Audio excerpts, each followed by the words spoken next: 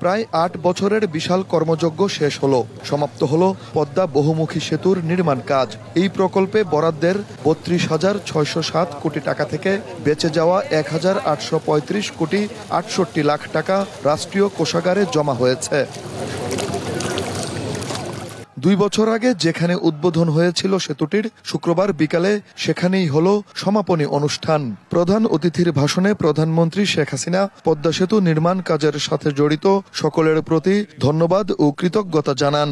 যারা দিন-রাত অক্লান্ত পরিশ্রম করেছেন তাদেরকে একটু আন্তরিক ধন্যবাদ জানাতে, সেই জন্যই আজকের এই আয়োজন।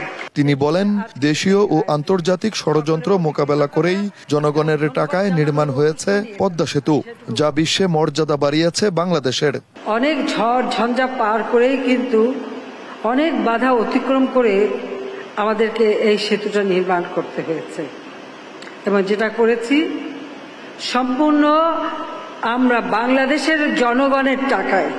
এখন বাংলাদেশ শুনলে মানুষ সমীহ করে আন্তর্জাতিকভাবে।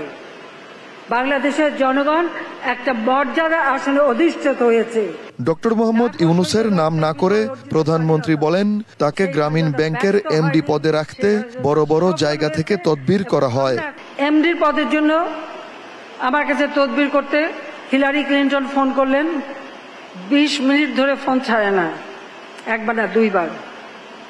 শেরি ব্লেয়ার তিনি ফোন করলেন।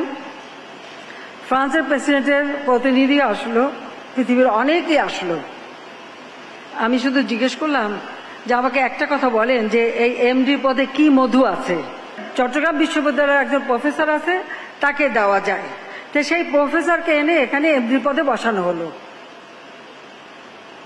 আর সেই প্রফেসর এমডি পদে বসে আর ওই এমডি পদে চেয়ারে এমনই গ্লু যে উনি এমনই আটকে গেলেন, ওখান থেকে নড়তে চান না। সরকার প্রধান বলেন, দুর্নীতির যে অভিযোগ দিয়ে অর্থায়ন বন্ধ করে দেয় বিশ্বব্যাংক, তা আজ আদালতের রায়ে মিথ্যা প্রমাণিত হয়েছে।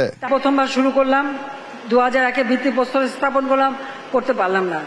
দ্বিতীয়বার আসলাম, জাতীয় আন্তর্জাতিক ষড়যন্ত্র। আর এই ষড়যন্ত্র যখন মামলা করলো ওয়ার্ল্ড ব্যাংক কানাডা ফেডারেল কোর্টে, সেই মামলায় রায় দিয়ে দিল যে এই পদ্মা সেতুর প্রকল্পের টাকায় 1 পয়সাও দুর্নীতি হয় নাই। ওয়ার্ল্ড ব্যাংক যা বলেছে সব ভুয়া, মিথ্যা, বানোয়াট। বঙ্গবন্ধু কন্যার দৃপ্ত উচ্চারণ, যত বাধাই আসুক, জাতির পিতার আদর্শে বাংলাদেশ এগিয়ে যাবে অপ্রতিরোধ্য গতিতে। আমরা এগিয়ে যাব অপ্রতিরোধ্য গতিতে। জয় যাদব, দেশ টিভি, মাওয়া, মুন্সিগঞ্জ।